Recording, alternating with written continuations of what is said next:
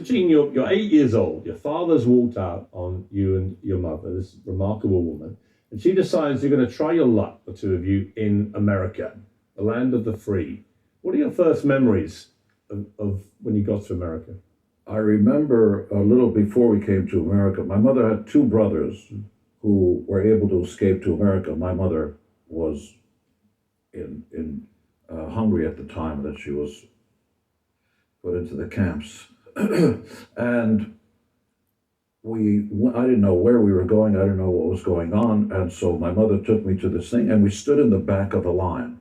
And I didn't know it then, but there was a man sitting on a higher ledge with a desk and people were lined up. And my mother in her younger years was just a very, very beautiful woman.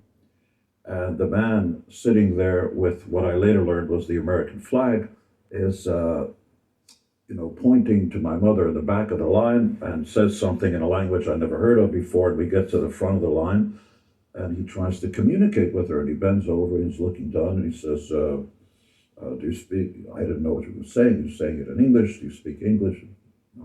And he didn't speak Hebrew. And he fumbled and, können Sie sprechen ein bisschen Deutsch? Can you speak a little German?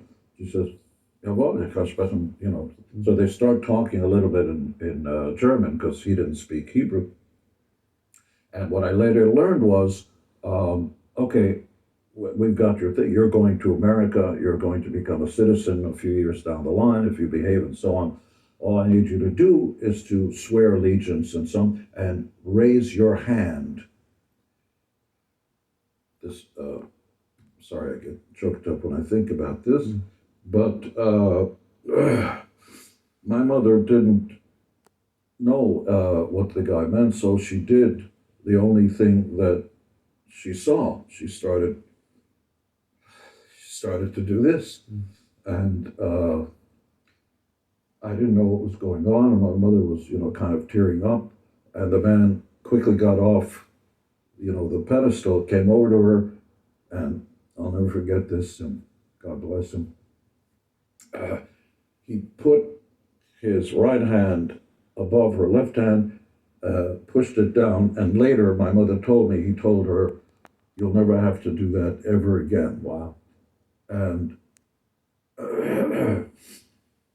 and we came to America, and I never saw or dreamed anything like that.